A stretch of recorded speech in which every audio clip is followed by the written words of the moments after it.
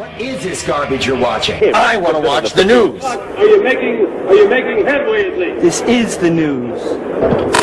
We are learning new details tonight about suspected directed energy microwave attacks targeting CIA officers and top national security officials. We first started hearing about them, and we told you about them here on Special Report in 2016, shortly after then President Obama opened the embassy in Havana, Cuba.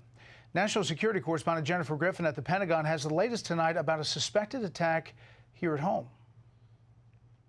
U.S. officials say there are now 130 suspected victims, mostly CIA operatives and U.S. diplomats being treated for brain injuries, debilitating headaches and vertigo, the targets they believe of a directed energy microwave weapon. There's a mysterious direct energy weapon that is being used, and it is causing, in some cases, permanent traumatic brain injury. New indications suggest the incidents go as far back as 1996. Two individuals working on the NSC believe they were targeted in 2019 and in 2020, just after the election. One was near the White House and one was walking her dog. The Russians have been working on mobile microwave weapons for years. We have to get more information, and we got to tell the public what's going on. The U.S. Air Force and tech firm Epirus have developed a mobile high-energy microwave weapon to bring down drones. Epirus is also working on a miniature variant of the weapon that can be easily transported on a pickup truck. This is the type of technology that might be targeting American diplomats. Russia certainly has the means and the motive to conduct these attacks. I mean, there's some evidence out there that certainly points to Vladimir Putin, the KGB operative in the Kremlin, being responsible. The only victim so far to come forward, former CIA head of the Europe desk, Mark Polymeropoulos, was targeted while visiting Moscow 4 years ago and forced to retire. It's pretty insidious because it also doesn't leave any kind of, open scars or wounds. Mark lobbied for treatment at Walter Reed's National Center for the Intrepid. As part of his therapy, he painted this mask of a Superman cape with a broken CIA shield with an arrow through it to symbolize the moral injury he felt when at first he was not believed by the CIA. The CIA is now taking the issue seriously, but without the actual weapon, U.S. officials don't know who to blame and how to stop these alleged attacks. Brett? Jennifer Griffin at the Pentagon. Jennifer, thank you. We'll continue to follow this one. Direct energy attacks sound like something out of a sci-fi movie, but now the Pentagon and Capitol Hill say that they are very real. They come from an unknown enemy, I should say, and source, and they're leaving members of our intel community with lasting neurological struggles. The first attacks happened in Havana, Cuba in 2016, then in China, in Russia, against our people there, and most recently, way too close to home, a suspected attack not far from the South Lawn of the White House. National security correspondent Jennifer Griffin with the very latest on this today from the Pentagon. Hi, Jennifer. Hi, Martha. Well, U.S. officials say there are now 130 suspected victims, mostly CIA operatives and U.S. diplomats being treated for brain injuries, debilitating headaches and vertigo, the targets they believe of a directed energy microwave weapon. Fox has confirmed two individuals working on the NSC during the Trump administration believe they were targeted in 2019 and in 2020 in the days following the election. One was near the White House and one was walking her dog.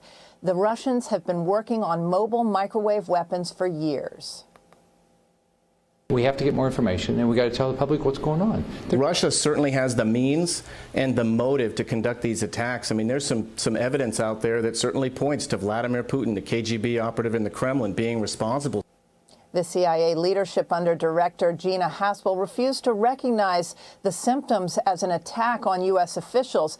That has changed under Director Bill Burns, who is now getting daily updates on the victims and investigations into who or what is responsible. The victims have lobbied for treatment at Walter Reed's National Center for the Intrepid. As part of this therapy, one CIA officer painted this mask of a Superman cape with a broken CIA shield with an arrow through it to symbolize the moral injury he felt when at first he was not believed by the CIA. Another U.S. official targeted by this apparent weapon painted a red splash of paint on a black canvas to suggest that it would have been easier mentally to deal with this injury had he been shot by an actual bullet.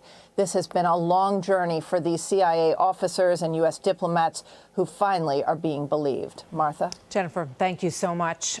The former senior CIA intelligence officer who created that mask, Mark Polymeropoulos, says that a work trip to Moscow about 3 years ago changed his life and ended his 26-year career after he claims he became the victim of one of these direct energy attacks. Mark joins me now. Mark, great to have you with us. Thank you, Martha. I also want to mention your book that is coming out. It's called Clarity in Crisis: Leadership Lessons from the CIA. So, Mark, when did you first realize that you had been hit with one of these attacks? What was the symptom? So it was December of 2017 in a Moscow hotel room. I woke up with an incredible case of vertigo, tinnitus, which is ringing in my ears. I felt like I was going to be sick. I had spent years in war zones in Iraq and Afghanistan. I'd been, in pretty precarious situations, but this was the most, terrifying experience of my life. Did you think did anything in you at that moment think I've been attacked by something that I can't see? So certainly it crossed my mind that something, pretty terrible had happened. And it really became more acute when I returned shortly after the United States and started this 3-year medical journey where I basically had to retire ultimately, where I lost my long distance vision. I couldn't work anymore. I had splitting headaches. And the fact of the matter is, to this day, I've had a splitting migraine headache for 3 years. It's awful. What do you think? It happened to you in Moscow. When you hear that there may be these 2 attacks, which were just confirmed by our reporting from Jennifer Griffin, right near the White House, I mean, what's to stop them from going closer than the perimeter of the White House, Mark? Sure, and I think we should be really concerned, first and foremost, and especially when we hear from, Senator Collins, Senator Rubio, Senator Warner, and others who have said very openly that the attacks are continuing, even, including this past month overseas to our diplomats and intelligence officers. Now you hear that this has reached our shores, and I'll tell you in terms of the individuals who have been hit in Washington, they fit the profile and the modus operandi of the attacks abroad. The lasting health issues also appear consistent with what officers abroad were experiencing. So I think it's of really tremendous concern to our national security professionals. So who's doing this, and how do they launch it? Where are they driving by? What's the distance, do we think? So I think that, first and foremost, you can go back to a declassified document from the mid-'90s from the National Security Agency, which talked about a hostile adversary, and we know that was Russia, who had access, to such a weapon. But if you take a look at just, the technology in 2021, I mean, there's American companies that have created, anti-drone technology using directed energy weapons. These are things that the U.S. government needs. But if we can do this and we can do it effectively, certainly our adversaries can as well. And these can be small and mobile. And so I think we're past the point of, is this feasible, to more of, we have to ultimately detect, deter, and really disrupt the attacks. So, I mean, let's just talk about this White House thing for just the last minute here. Is this someone driving by in a van with this weapon in the van, potentially? A Russian agent in the United States aiming this at a person who is walking by the White House? I think there's no doubt that, some of the theories are that this can be mobile in something such as a van. And so, that makes it incredibly difficult to actually, catch our adversaries in the act. I will say, and you had mentioned earlier, that CIA Director Burns and the administration are taking a really strong look at this, much more serious than in the past. So I would expect that ultimately we are going to find out, which adversary is behind this. Yeah. I'm glad that the Pentagon and the CIA have become more understanding and aware of this wound is equal to any other wound that anyone who is represented in the United States, absorbs on the battlefield. So, Mark, thank you so much. We wish you well and good luck with the book, and good to have you here today. Thank you, sir, for your service as well. Thank you.